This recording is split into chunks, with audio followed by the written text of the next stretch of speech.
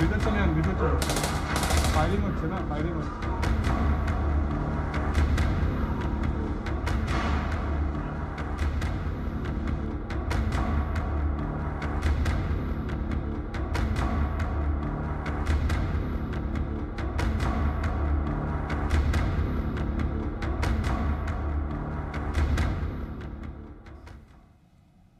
नमस्कार, स्वागत है आप सभी का। आप देख रहे हैं जी पंजाब, हरियाणा, हिमाचल और आपके साथ मैं हूं अमृता गर्ग। शुरुआत करेंगे बुलेटिन की बड़ी खबर के साथ, जहां पंजाब के 2 इनामी मोस्ट वांटेड गैंगस्टर्स को पश्चिम बंगाल एसटीएफ ने बुधवार को मार गिराया है। गैंगस्टर जसप्रीत और जयपाल भुल्लर को पंजाब में 2 असिस्टेंट सब इंस्पेक्टर की हत्या मामले में लगातार ढूंढा जा रहा था। लगातार फरार चल रहे थे ये गैंगस्टर। जयपाल भुल्लर पर 10 लाख का इनाम था। ये ए कैटेगरी के 31 गैंगस्टर्स में शामिल था, तो वहीं जसप्रीत जस्सी पर भी 5 लाख का इनाम था।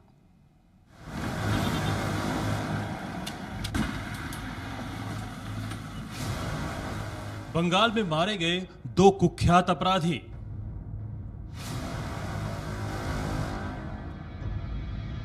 पंजाब में 2 असिस्टेंट सब इंस्पेक्टरों की हत्या कर बंगाल में थे छिपे। लाखों के इनामी अपराधियों का हुआ एनकाउंटर। ভিতর চলে যান, ভিতর চলে। बुधवार को पश्चिम बंगाल के कोलकाता में एक जबरदस्त एनकाउंटर हुआ। एनकाउंटर में पंजाब के 2 नामी गैंगस्टर मारे गए। ये दोनों गैंगस्टर बीते दिनों पंजाब में 2 असिस्टेंट सब इंस्पेक्टरों की हत्या करके बंगाल फरार हो गए थे। आखिरकार कल पश्चिम बंगाल एसटीएफ ने कोलकाता में एक एनकाउंटर में इनको मार गिराया। गैंगस्टर जसप्रीत और जयपाल भुल्लर पर 10 लाख और 5 लाख रुपए का इनाम था। पंजाब पुलिस से दोनों के कोलकाता में मौजूदगी की खबर मिलने के बाद जॉइंट ऑपरेशन किया गया। इनके ऊपर 10 लाख रुपए और 5 लाख रुपए का रिवार्ड मनी उन्होंने अनाउंस किया हुआ है। 2 एएसआई की हत्या भी की है।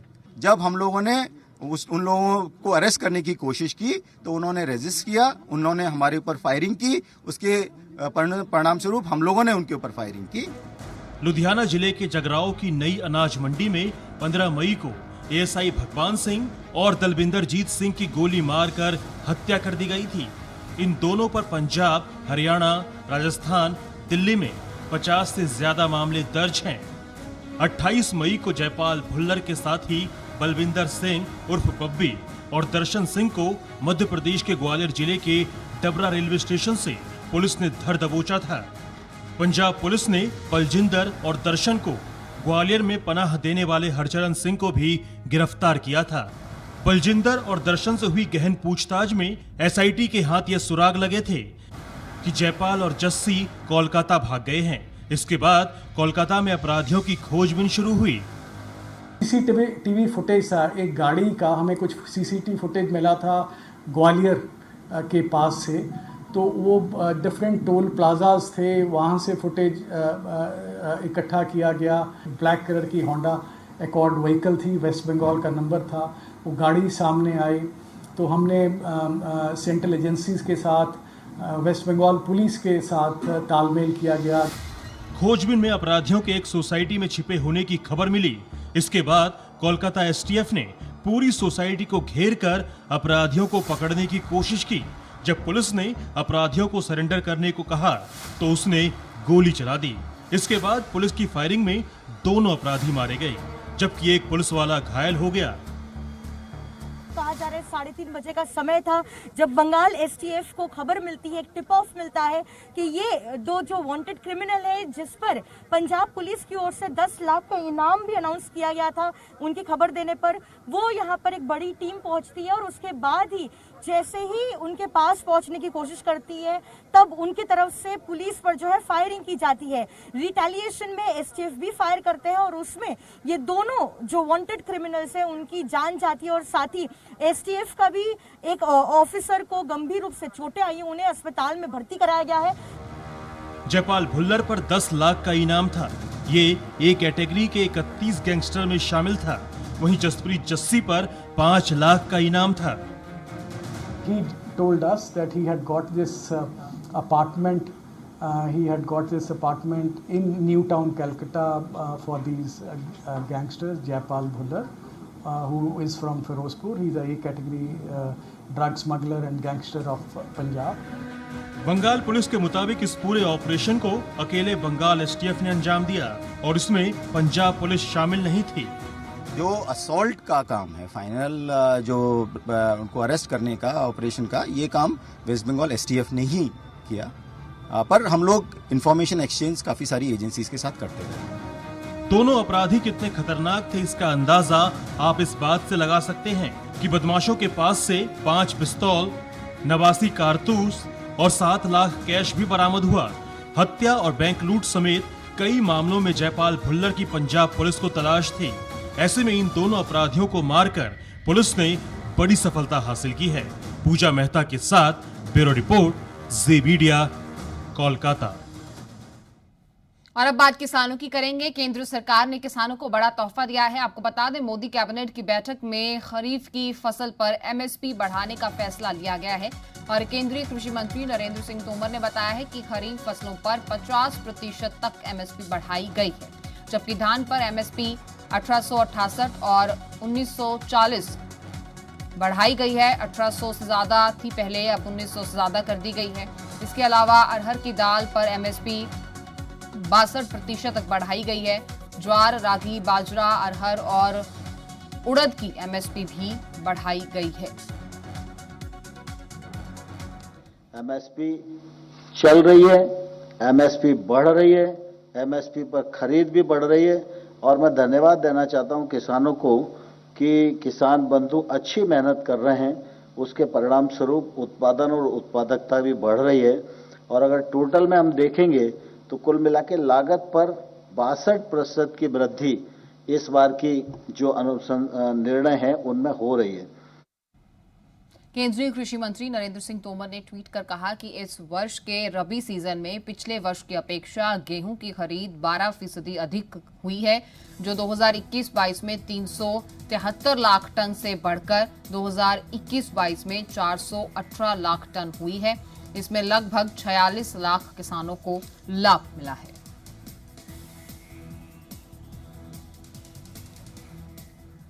और अब बात रोहतक की करेंगे, जहां बॉक्सर कामेश हत्या मामले में पुलिस ने मुख्य आरोपी राहुल और सनी को गिरफ्तार किया है।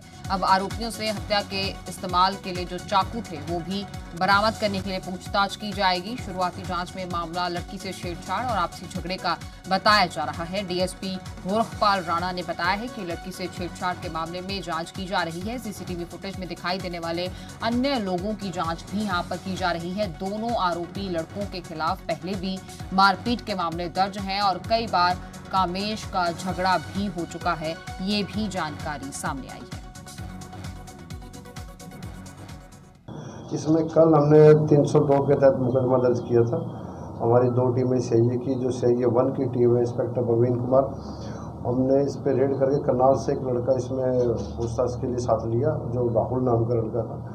फिर कल शाम को उससे पूछताछ करने के बाद कल उसकी गिरफ्तारी डाली है और आज इसको कोर्ट में पेश किया जाएगा। पेश करने के बाद बाकी सारे हालात जो निकलता है, किसका नाम आता है लड़ाई झगड़े में, क्योंकि 2-3 लड़के नजर आ रहे हैं इसमें और एक सनी नाम का लड़का और है, 2 जो गिरफ्तार किया हमने। बाकी सारी रिमांड के बाद यही बातचीत के लिए होगी। तो वहीं हरियाणा में बिजली विभाग ने 3 लाख से ज्यादा के हजार के बिलों में गड़बड़ी की है, यानी कि इन उपभोक्ताओं के सैकड़ों रुपए के बिल लाखों में कर दिए गए हैं। हरियाणा इलेक्ट्रिसिटी रेगुलेटरी कमीशन ने खुद इन आंकड़ों को जारी कर ये बात बोली है और अब बिजली विभाग से रिपोर्ट तलब की गई है, लेकिन जनता ये बिल देखकर जाहिर तौर पर परेशान है। बिजली विभाग की लापरवाही, उपभोक्ताओं को भेजे डबल बिल, बढ़े हुए बिलों से जनता परेशान। कैसे निकलेगा अब समाधान? हरियाणा में 3,58,000 बिजली बिलों में गड़बड़ी का मामला सामने आया है, जिसके बाद हरियाणा इलेक्ट्रिसिटी रेगुलेटरी कमीशन ने बिजली निगम से अप्रैल-मई के बिलों की 15 दिनों में रिपोर्ट मांगी है। दरअसल कमीशन के पास इस संबंध में कई शिकायतें आई थी। कमीशन में निगम की ओर से रखी गई रिपोर्ट में सामने आया कि उत्तरी हरियाणा बिजली वितरण निगम की ओर से 2,18,000 यानी 14% बिल सही नहीं थे।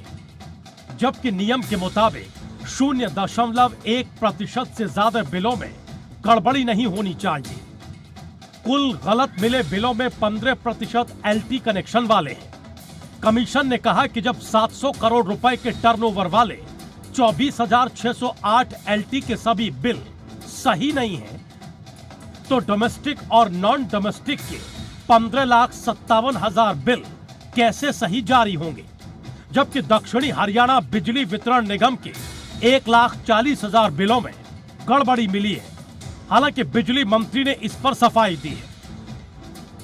मैं जो आप 3,32,000 जो बता रहे हैं ना खराब है, उसके मैं बता रहा हूँ जो रीजन है वो ये हैं, ये 6-7 रीजन है। किसी का मीटर जल गया, किसी का घर बंद है, लॉक करा हुआ है और उसके बाहर से बिल बना के दे रहे हैं। कई जगह जो मीटर रीडर गया उसने रीडिंग ली नहीं, वैसे ही अंदाजे से दिया है। इस तरीके के केसेज हैं जो मिलकर 3 लाख रुपए, पर इसे हम शॉर्ट आउट करें बहुत तेजी से। मामला सामने आने पर विपक्ष ने सरकार को घेरना शुरू कर दिया है। इतना ही नहीं, ट्यूबवेल कनेक्शन के मुद्दे पर भी जवाब मांगा जा रहा है।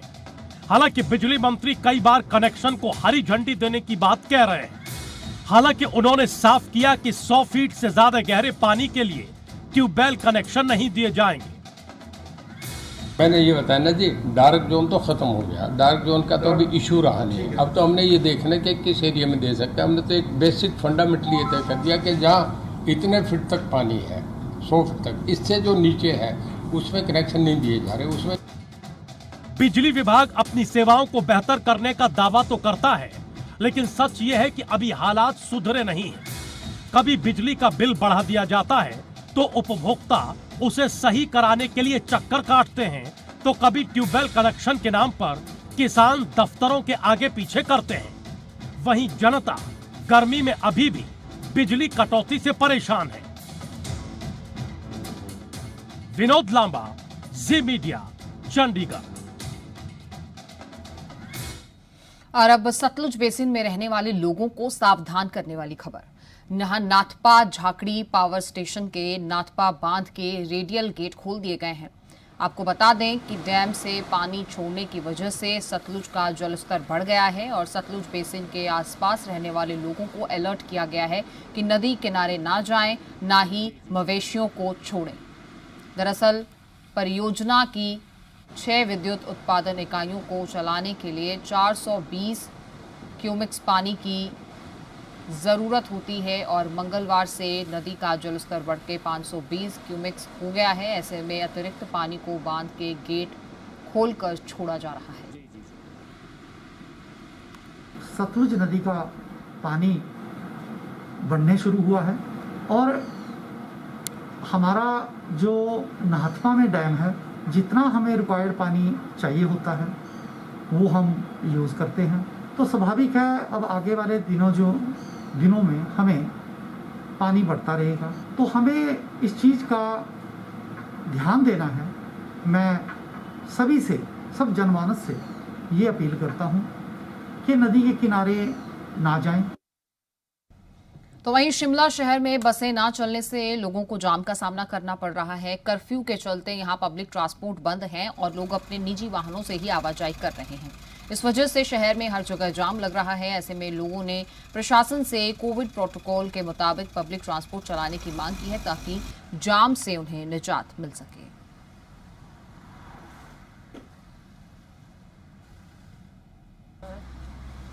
पब्लिक ट्रांसपोर्ट कहीं ना कहीं अगर एक्टिव हो जाए गवर्नमेंट से, obviously as a citizen we request कि गवर्नमेंट ट्रांसपोर्ट को विद गुड सैनिटाइजेशन और जो भी SOP गाइडलाइंस जो भी गवर्नमेंट बनाती है उसको करते हुए, क्योंकि staff is always available, they will wait for it. अगर वो पे किए जा रहे हैं या फिर सब चीज़ें एक्टिव हो सकती हैं, ऑब्वियसली स्टेप वाइज करना चाहिए। तो ये रिक्वेस्ट है मेनली। और वहीं उत्तर भारत में पड़ रही भीषण गर्मी के बचाव के चलते लोग तरह तरह के उपाय कर रहे हैं। अमृतसर में लोग ठंडे और स्वच्छ पानी पीने के लिए मिट्टी के घड़े खरीद रहे हैं। मिट्टी के घड़े खरीदने आए स्थानीय निवासियों ने बताया है कि भीषण गर्मी पड़ रही है, बिजली के कट लगने से काफ़ी मुश्किल उन्हें आ रही है। डॉक्टर भी सलाह देते हैं कि पानी फ्रिज में जो ठंडा हो वो नहीं पीना चाहिए। फ्रिज में ठंडा होने से खासतौर पर पौष्टिक तत्व जो हैं पानी के वो खत्म हो जाते हैं। इसीलिए वे मिट्टी के घड़े खरीद रहे हैं ताकि पानी सामान्य ठंडा भी हो जाए और पौष्टिक तत्व भी बरकरार रहें। पटाके चौक से आई थी, स्पेशल घड़ा लेने के लिए आई हूँ। इस करके अमृतसर में बहुत गर्मी पड़ रही है, क्योंकि गर्मी पड़ रही है, कितनी मुश्किल आ रही है? बहुत ज़्यादा मुश्किल आ रही है। फ्रिज में भी पानी ठंडा नहीं हो रहा है। आम डॉक्टर बता रहे हैं कि घड़े का पानी पियो, आँखों में छिट्टे देने के लिए भी अच्छा रहता है और पानी बेटर होता है। जितना मिट्टी के घड़े का पानी पिए शरीर वास्ते भी अच्छा होता है और सबसे अच्छा होता है। अमृतसर में 4 दिन से बहुत गर्मी पड़ रही है, बर्दाश्त नहीं हो रही। एक लाइट भी बहुत जा रही है, पानी की बहुत दिक्कत आ रही है, पानी आ भी नहीं रहा। तो पानी के लिए हम तो जो फ्रिज का पानी है वो तो हम अवॉइड कर रहे हैं, इसलिए कि उससे बीमारी बहुत पैदा होती है। इसलिए जो मिट्टी का बर्तन है उससे पानी डॉक्टर भी सुजेस्ट करते हैं कि मिट्टी के बर्तन में ही पानी पिया जाए, क्योंकि उसमें जो तत्व होते हैं समा जाते हैं, पानी बिल्कुल शुद्ध हो जाता है। इसलिए मिट्टी के बर्तन में ही पानी पीना चाहिए। ठंडे फ्रिज का पानी तो ठंडा नहीं हो रहा, तो इसलिए मटका लेने आए हैं। मटके का पानी अच्छा होता है। कितनी गर्मी है अमृतसर में? गर्मी तो बहुत पड़ रही है। आपका नाम? मेरा शमशेर सिंह है। शमशेर जी, अमृतसर में कितनी गर्मी पड़ रही है? अमृतसर में गर्मी बहुत है, 46-47 डिग्री तापमान हो गया है। तो डॉक्टर ने बोला कि मटके में पानी पियो, अच्छी सेहत रहती है। इससे मेरे को फ्रिज का पानी नहीं लायक नहीं आएगा। जो कोरोना चल रहा है इसके लिए फ्रिज वाला पानी बिल्कुल ना पियो। दूर पड़ रही है, इस करके कोरोना की महामारी के हिसाब से फ्रिज का पानी पीना जो नुकसान है कहते हैं, इस करके घड़े का पानी पीना सब तो बेहतर है, सेहत लिए बेहतर है, उदा भी अच्छा, शरीर वास्ते भी ठीक है।